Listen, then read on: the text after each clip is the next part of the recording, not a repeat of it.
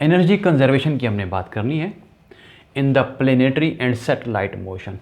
कि आपके पास सैटेलाइट है कि वो सपोज अर्थ के गिर्द रिवॉल्व कर रहा है, या कोई प्लेनेट है वो सन के अबाउट रिवॉल्व कर रहा है, तो एक ऐसे सिस्टम के अंदर जो है एनर्जी कंजर्व रहती है, ये हमने देखना है। तो इसके लिए हम करते ये हैं कि let us consider we have earth. अब आपको पता है कि अर्थ को हम ई से रिप्रेजेंट करवाते हैं, इसके मास को हम कैपिटल एम से, बिग एम से, और इसके रेडियस को कैपिटल आर से शो करवाते हैं। अब इसके गिर्द कुछ फासले के ऊपर, कुछ हाइट के ऊपर एक सैटेलाइट है जिसका कि मास स्मॉल एम है। ये रोटेट कर रहा है या रिवॉल्व कर रहा है एक सर्कुलर ऑर्बिट में, जबकि आपके इस अर्थ के सेंटर से लेकर और इस आपके जो ऑर्बिटिंग सैटेलाइट है इसके सेंटर तक के दरमियान का जो फासला है वो आपके पास स्मॉल आर है। ठीक है बच्चों, तो ये आपके पास जो डिस्टेंस है वो स्मॉल आर है। और आप कहते हैं कि ये आपका जो सैटेलाइट है, सपोज करें कि वो क्लॉकवाइज घूम रहा है। कैसे घूम रहा है? वो क्लॉकवाइज घूम रहा है। अब ज़ाहिर बात है, जब घूमेगा तो इसकी टेंजेंशियल वेलोसिटी भी आपके पास यहाँ पर होगी। यहाँ पर है तो उसकी टेंजेंशियल वेलोसिटी ये होगी, और यहाँ पर है तो उसकी टेंजेंशियल वेलोसिटी ऐसे होगी। ठीक है बच्चों, अब हम बात करना चाहते हैं सबसे पहले इस सिस्टम की पोटेंशियल एनर्जी की। आपको पता है पोटेंशियल एनर्जी होती है वो सिस्टम की होती है, एक पार्टिकल की पोटेंशियल एनर्जी नहीं होती। तो हम कहते हैं कि हमारे पास जो ये पोटेंशियल एनर्जी है आपके सिस्टम की, सिस्टम क्या है? आपके पास अर्थ है, इसके गिर्द रिवॉल्व करता हुआ एक सैटेलाइट है।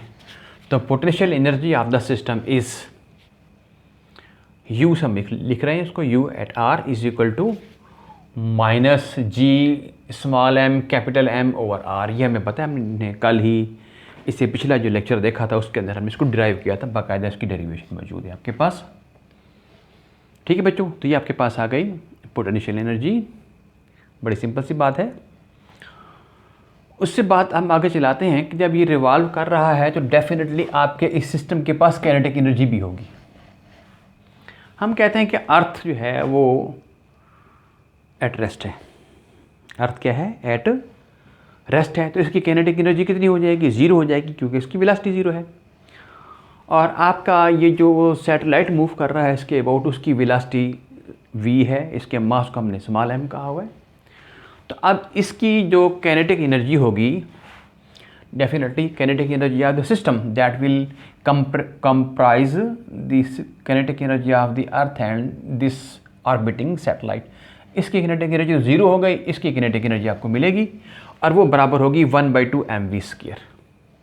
ठीक है बच्चों, आप जब ज़ीरो पुट करेंगे तो आपके पास इस सिस्टम की काइनेटिक एनर्जी जो मिलेगी आपको 1/2 mv² ही हो जाएगी, क्योंकि इस अर्थ के बारे में हमने कहा कि वो एट रेस्ट है। अब बच्चों हमें पता है कि v जो है बराबर होता है r × ओमेगा की। ये बड़ी आसान सी बात है, हम पढ़ चुके हैं पहले, v = r ओमेगा। तो यहाँ पर आप पुट कर दें इसकी वैल्यू v² की, तो आपके पास हो जाएगा r का स्क्वायर ओमेगा का स्क्वायर। तो काइनेटिक एनर्जी आपके पास आएगी 1/2 mr² ओमेगा का स्क्वायर। इसको आप नाम दे रहे हैं क्वेश्चन नंबर 2 का। ठीक है बच्चों, ये भी आसानी से समझ में आने वाली बात है। अब यूँ है कि ये आपका सैटेलाइट इस अर्थ के अबाउट रोटेट कर रहा है। अब ये बॉडी है जो कि सर्कुलर पाथ पर मूव कर रहा है, आप ये कहते हैं। और अब आपको एक बात का पता है कि जब भी कोई बॉडी सर्कुलर पाथ पर मूव कर रहा होता है तो वहाँ पर सेंट्रीपिटल फोर्स का होना लाजमी होता है, और कोई ना कोई फोर्स ऐसी होती है जो कि ये सेंट्रीपिटल फोर्स प्रोवाइड कर रही होती है। इस केस में हमारे पास वो कौन सी फोर्स है जो कि सेंट्रीपिटल फोर्स प्रोवाइड कर रही है? तो डेफिनेटली वो आपके अर्थ और इस सैटेलाइट के दरमियान जो ग्रेविटेशनल फोर्स है वो सेंट्रीपिटल फोर्स प्रोवाइड कर रही है। ठीक है बच्चों, the gravitational force between the sun और द अर्थ एंड प्लेनेट। अब हमने कहा कि ग्रेविटेशनल फोर्स है जो कि यहाँ पर सेंट्रीपिटल फोर्स प्रोवाइड कर रही है। तो अब आपका जो सन आपकी बात कर रहे हैं या अर्थ की बात कर रहे हैं, और उसके गिर्द जो प्लेनेट है या सैटेलाइट है मूव कर रहा है इसके गिर्द, तो इनके दरमियान में जो ग्रेविटेशनल फोर्स है वो उसके बारे में पता है हमें। That is equal to F = capital G small m capital M और R का स्क्वायर। ये भी हमें पता है, पहले हमने डिराइव की हुई ये बातें सारी। उसके बाद बच्चों मैंने लिखा कि gravitational force provides the necessary centripetal force, और सेंटीमीटल फोर्स का फार्मूला हमारे पास ये होता है कि F is equal to FC भी आप इसको लिख देते हैं या सिंपली F लिख दें mv² डिवाइड बाई R के। अब बच्चों V के बारे में हमने कहा कि वो आपके पास बराबर है R इंटू ओमेगा के, तो ये आपके पास हो जाएगा mr इंटू ओमेगा का स्क्वायर, ये R से एक R कैंसिल हो जाएगा, ऊपर आपके पास बचेगा mr ओमेगा का स्क्वायर। बिल्कुल सिंपल मैथमेटिक्स है ये। तो अब बच्चों ये force is centripetal force, this is being provided by this, means they are same.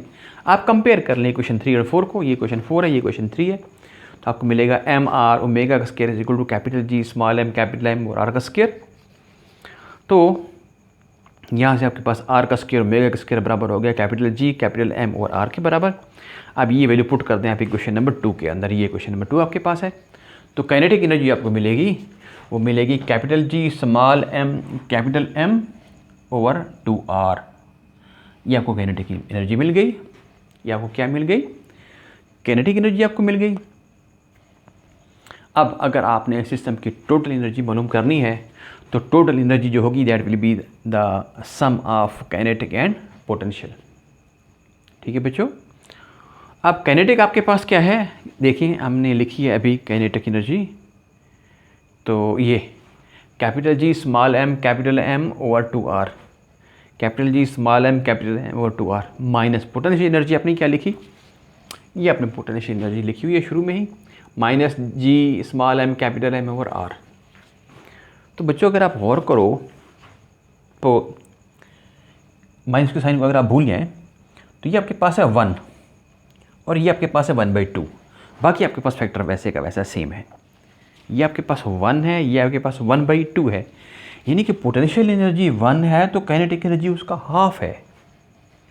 It means कि जब कोई सैटेलाइट ऑर्बिट कर रहा है, ऑर्बिटिंग मोशन में है, वो अर्थ के अबाउट, या प्लेनेट है वो सन के अबाउट रोटेट कर रहा है, तो उसकी जो काइनेटिक एनर्जी होती है वो पोटेंशियल का हाफ होगी। ठीक है, बड़ी मज़ेदार बात है ये।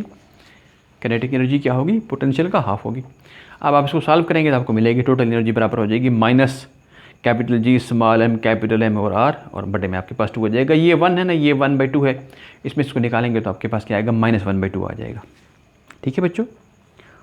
अब टोटल एनर्जी और इसके साथ ये तो आपको पता है कांस्टेंट है, ये भी कांस्टेंट है, ये भी कांस्टेंट है, ये डिस्टेंस है कांस्टेंट है, तो ये सारे कांस्टेंट्स हैं।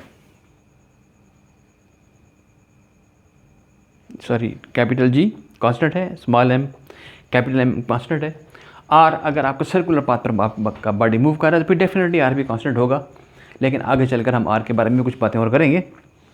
तो टोटल एनर्जी आपको क्या मिल गई? कांस्टेंट मिल गई। एक बात तो ये है कि इस सिस्टम की जो आपके पास टोटल एनर्जी है दैट रिमेन्स कंजर्व्ड और दैट रिमेन्स कांस्टेंट। यहाँ से आपको एक बात का पता चल गया। ठीक है बच्चों। अगली बात ये कि इसके साथ साइन आ रहा है माइनस का, नेगेटिव साइन। नेगेटिव साइन क्या शो करता है कि इट इज़ ए क्लोज्ड और बाउंडेड सिस्टम, कि आपके पास जो सिस्टम जो बन रहा है ये क्लोज्ड है या ये बाउंडेड सिस्टम है। और अगर आप इसको अनबाउंड करना चाहते हैं तो आपको इतनी एनर्जी इसको देनी पड़ेगी ताकि ये अनबाउंड हो जाए। आप इसी के अंदर प्लस कर दें ये, तो आपके पास नेट ज़ीरो हो जाएगा। जब टोटल एनर्जी ज़ीरो हो जाएगी इसका मतलब ये होगा कि फिर ये आपका जो सैटेलाइट है वो इसके फील्ड से जस्ट बाहर निकल जाएगा। अगली बात ये है कि हमने कहा कि टोटल एनर्जी कांस्टेंट है। अब जब ये मूव करता है तो सिस्टम आपका ये आइसोलेटेड है, यानी कि ये एक दूसरे के ऊपर फोर्स लगा रहे हैं, बाहर से इनके ऊपर कोई कुव्वत नहीं लग रही, तो इनका एंगुलर मोमेंटम, और हम पढ़ चुके हैं वो केपलर लॉज के अंदर हमने ये बात की थी, तो एंगुलर मोमेंटम जो है वो भी कांस्टेंट रहता है। तो ये कांस्टेंट ऑफ मोशंस कहलाते हैं। टोटल काइनेटिक एनर्जी कांस्टेंट है, एंगुलर मोमेंटम आपका कांस्टेंट है, they are called as constant of motion. अब अगली बात बच्चों ये कि जो टोटल एनर्जी है, अगर आपका पाथ, ये तो हमने कहा कि सर्कुलर पाथ है, अगर आपके पास जो पाथ है वो एलिप्टिकल पाथ हो, क्या हो, यहाँ थोड़ी सी मिस कर गया, एलिप्टिकल पाथ आपके पास हो, तो फिर ये फार्मूला आपके पास क्या बनेगा? ये फार्मूला आपके पास ये बनेगा कि 1/2R की जगह पर आपके पास A आ जाएगा यहाँ पर। क्या आ जाएगा, ए आ जाएगा। For elliptical orbit total energy is equal to minus capital G small M capital M over 2a। आपने आर को रिप्लेस कर दिया है ए से, और एक आपको पता है क्या चीज़ होता है, ये आपके पास सेमी मेजर एक्सिस है। ठीक है बच्चों, ये आपके पास क्या है, सेमी मेजर एक्सिस है। आप उसको रिप्लेस कर देते हैं सेमी मेजर एक्सिस से। तो अगली बात ये कि जो टोटल एनर्जी होती है वो आपकी, अगर अब हम बात करें एलिप्स की, तो इसकी एक्सेंट्रिसिटी के ऊपर डिपेंड नहीं करती। एक्सेंट्रिसिटी क्या होती है, ये आपके पास एलिप्स है, उसमें कितना पिचकाव होगा, आप उसको कह सकते हैं कितना फ्लैट होगी ये आपकी जो एलिप्टिकल शेप है। ये आपके पास इसका मेजर एक्सिस हो गया, यहाँ से लेकर ये आपके पास सेमी मेजर एक्सिस हो गया, ये भी सेमी मेजर एक्सिस हो गया। तो मैं ये बात कर रहा था कि जो टोटल एनर्जी है आपके पास वो डिपेंड नहीं करती इसकी एक्सेंट्रिसिटी के ऊपर। ये भी मज़ेदार बात है, एक्सेंट्रिसिटी के ऊपर डिपेंड नहीं करती। इसका मतलब ये हो गया कि अब यहाँ पर आपका ये जो है सैटेलाइट यहाँ पर मौजूद है, फिर सैटेलाइट सपोज आप यहाँ पर कहते हैं मौजूद है, तो अब आपके पास आर ये हो गया, इसकी वेलोसिटी ये आपके पास हो जाएगी। आप ये कहते हैं कि ये v1 है, ये r1 है, फिर आपका सैटेलाइट यहाँ पर पहुँच गया तो इसकी वेलोसिटी जो है वो v2 हो जाएगी, r आपके पास r2 हो जाएगा। ये क्या यहाँ पर कह सकते हैं इसको कि यहाँ पर इसकी जो है काइनेटिक जमा पोटेंशियल इस जगह पर बराबर होगी इसकी काइनेटिक जमा पोटेंशियल इस दूसरी पोजीशन पर। ये आप कहते हैं पहली पोजीशन है, ये इसकी दूसरी पोजीशन है, यहाँ पर कोई तीसरी पोजीशन होगी तो यहाँ पर इसकी sum of kinetic plus potential that will be equal to the sum of kinetic and potential at the second position. ठीक है बच्चों, तो ये बड़ा आसान सा आर्टिकल था। तो इस तरह से हम कहते हैं कि अब जो है आपकी जो टोटल एनर्जी है वो इस इलिप्स की एक्सेंट्रिसिटी के ऊपर डिपेंड नहीं करती।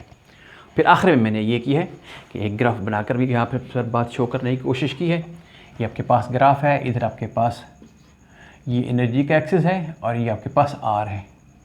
ठीक है, डेफिनेटली आर इन दो अजसाम के दरमियान का जो डिस्टेंस है वो। तो आप देखें यहाँ पर आपके पास काइनेटिक एनर्जी ये है, ये आपके पास काइनेटिक एनर्जी, ये काइनेटिक एनर्जी जो है वो आर के रेसिप्रोकल है, लेकिन है ये पॉजिटिव, है ये पॉजिटिव, आर के रेसिप्रोकल है। मैंने इसको ये शो किया ऐसे, काइनेटिक एनर्जी को इस लाइन से ऊपर पॉजिटिव होगा ये। ठीक है बच्चों, अब हम आते हैं पोटेंशियल एनर्जी के ऊपर। तो पोटेंशियल एनर्जी को अगर आप देखें तो ये नेगेटिव है, ये भी आर ही के प्रोपोर्शनल है। तो पोटेंशियल एनर्जी क्योंकि नेगेटिव है तो मैंने इसको इस लाइन से नीचे यूँ ड्रा किया ये। अगली बात ये कि टोटल एनर्जी फिर आपके पास नेगेटिव है तो ये भी आपके पास आएगी।